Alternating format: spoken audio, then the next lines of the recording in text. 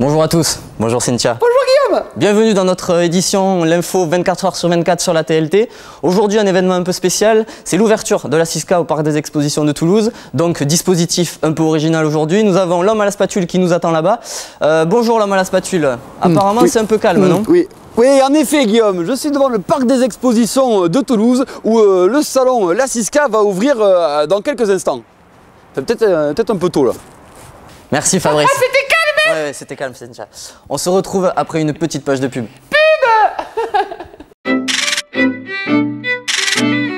Suivant. Ça tourne, allez-y. Avant, j'étais Fabrice.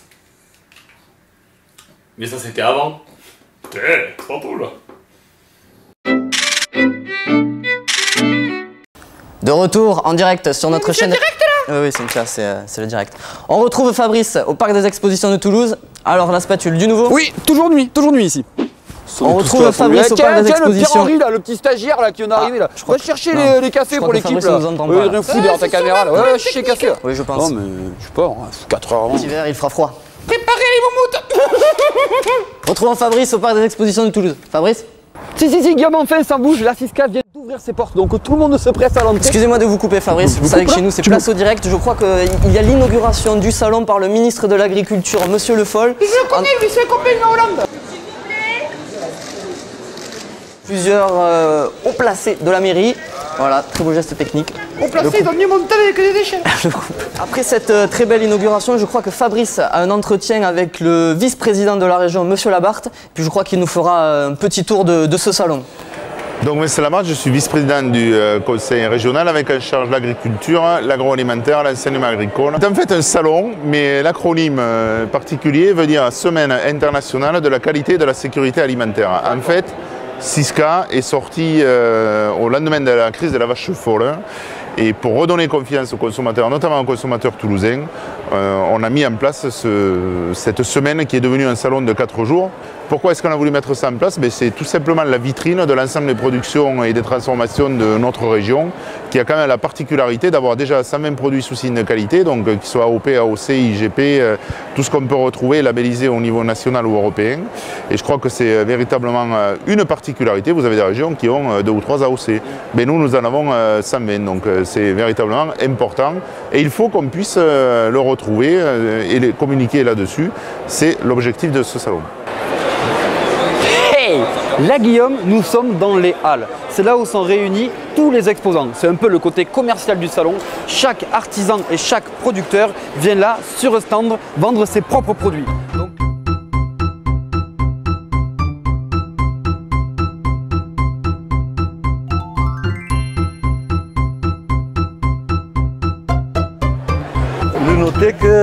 Mais autrement dit, vous poussez simplement l'interprofession des vins du Sud-Ouest, puisque je représente ici en tant que président cette interprofession qui regroupe l'ensemble des appellations de Midi-Pyrénées, qu'elles soient AOP ou IGP. IGP, anciens vins de pays, qui sont aujourd'hui reconnus sous signe officiel de qualité, et donc IGP. Et c'est un lieu de découverte essentiellement, où l'ensemble des Toulousains sont invités à venir découvrir alors 3 vins, 4 s'ils le souhaitent, mais pour respecter la consommation modérée, on dira 3 V. Mais on a la chance de travailler en partenariat avec le lycée hôtelier, et le lycée hôtelier nous accompagne pendant toute cette manifestation, donc pour les 4 jours ici à venir. Merci à eux, et bravo d'ailleurs pour leur participation. En effet, nous sommes là avec les élèves de la mention sommellerie du lycée hôtelier de Toulouse, et nous sommes là dans le cadre d'un stage, puisque durant leur formation, ils doivent effectuer des stages en entreprise. Et là, nous passons ces 4 jours où Jonathan, entre autres, fait partie donc du groupe d'élèves qui est là pour découvrir les clients et valoriser les vins du Sud-Ouest que nous faisons, et ce depuis une dizaine d'années maintenant. Et donc là, c'est le parcours des sens.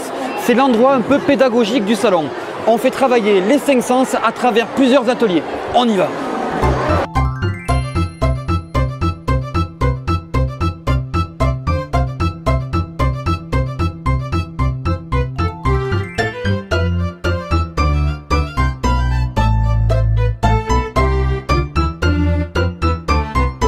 Là c'est marrant, ils font travailler les gamins sur la différence entre le goût et l'arôme. C'est-à-dire que là ils leur font goûter un morceau de chocolat. Quand ils se bouchent le nez, ça a goût à chocolat. En fait c'est un chocolat au citron. Et quand ils débouchent le nez, ils se rendent compte que ça a goût au citron. C'est le lien entre l'arôme et le goût et le nez et la bouche. C'est bon pour les gamins ça.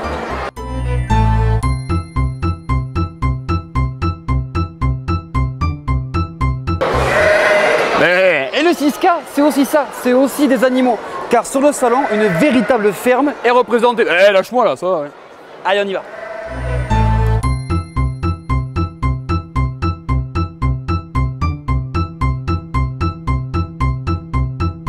Donc là, la pédagogie va super loin. Ils ont carrément amené une fausse vache pour montrer aux enfants comment on fait pour traire la vache.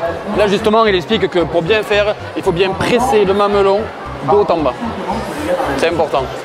Et là, on a simplement copié.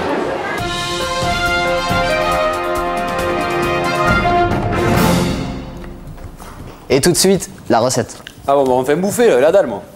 Donc on va faire la recette du millefeuille de canard avec des légumes et des fruits trouvés sur le 6K. C'est parti, c'est maintenant, c'est la recette. Première étape. D'abord, c'est important de bien s'étirer. Première étape, on va réaliser la farce à base de confit de canard. Bonsoir. Donc pour faire la farce, on a besoin de pignons de pain que j'ai mis dans une poêle qu'on va les faire torréfier pour exaucer le goût. Et de confit de canard, que vous achetez déjà confit chez votre marchand de confit de canard, qu'on va mettre aussi au four pour pouvoir détacher la chair et la graisse facilement. Au feu.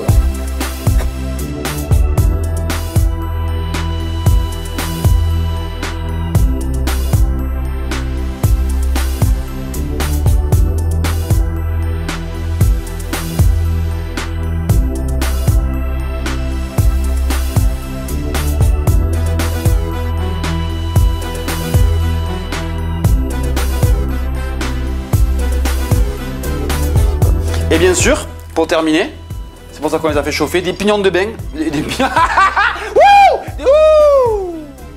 pignons de pain, et non des pignons de pain. De pain, parce que pignons de pain, ça veut rien dire.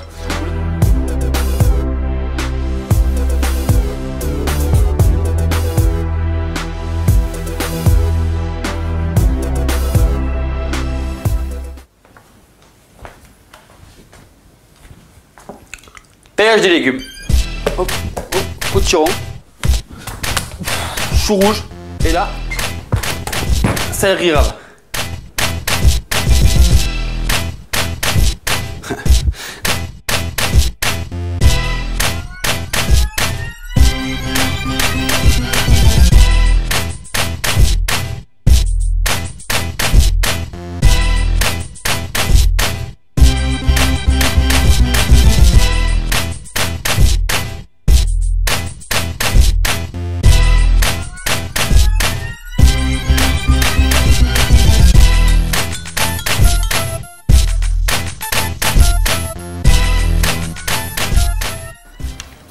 Tout de suite, la rubrique économie.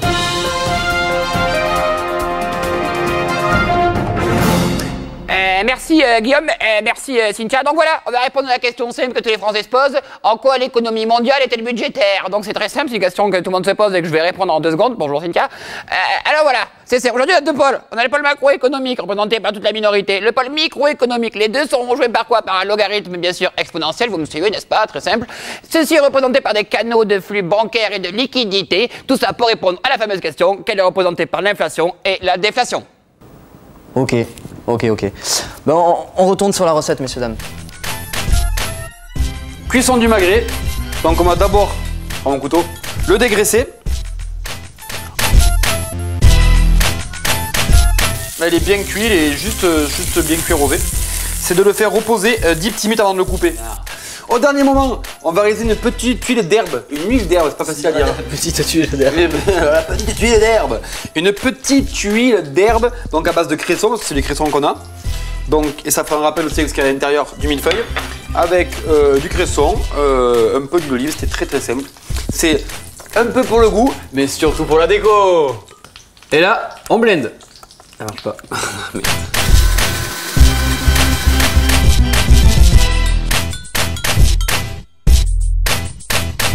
Donc là, mon magret est cuit, mes légumes sont cuits, on passe au dressage.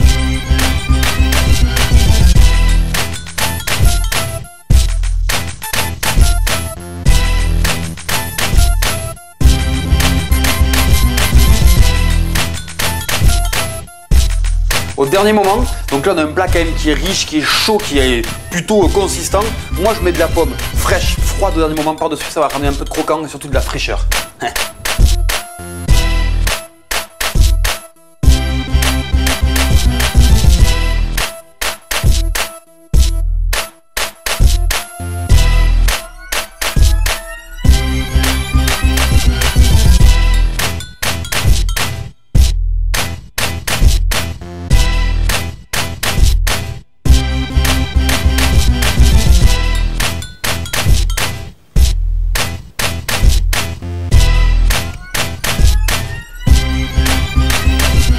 De retour sur le salon du 6K, parce que nous ce qui nous intéresse c'est aussi la cuisine et il y a carrément sur le salon du 6K des animations culinaires où les gens peuvent regarder des recettes et puis déguster des bons petits plats.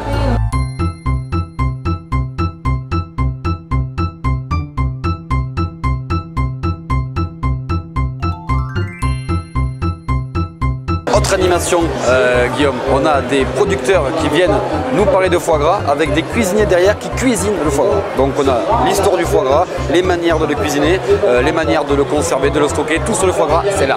Ça coupé, on nous le fait voir, le plus difficile c'est ça. Hein. Nous sommes sur une animation culinaire, je suis avec le chef, Monsieur Bertolino, une de ses élèves, donc je vais vous laisser vous présenter et présenter la recette, chef. Je me présente, Robert Bertolino, je suis prof de cuisine au lycée hôtelier d'Occitanie et je suis meilleur ouvrier de France en cuisine. Ça se voit pas aujourd'hui, j'ai pas mis la bonne veste, mais non, mais là, il y a le drapeau là. Voilà. Allez Hugoline, on a une bonne pomme de terre à chair bien ferme qu'elle a détaillée en julienne, vous voyez, une julienne assez fine. Voilà, un petit peu de farine là, qui va permettre aux pommes de terre de se coller entre elles. On mélange bien, elle brasse bien.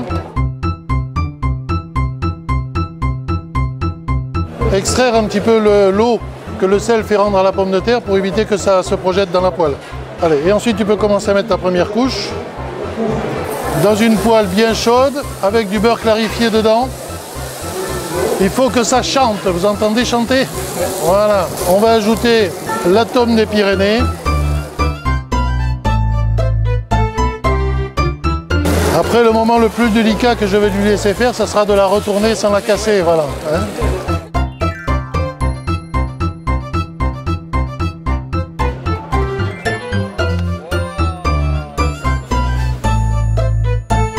Et après, éventuellement, ça peut se finir quelques minutes au four, par exemple au moment du service, pour qu'elle soit bien chaude et bien croustillante.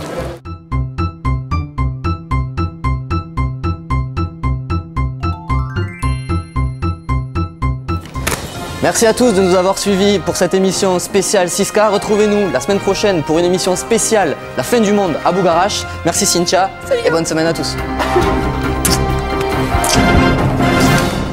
L'homme à la fatute, c'est pas de la merde du tout.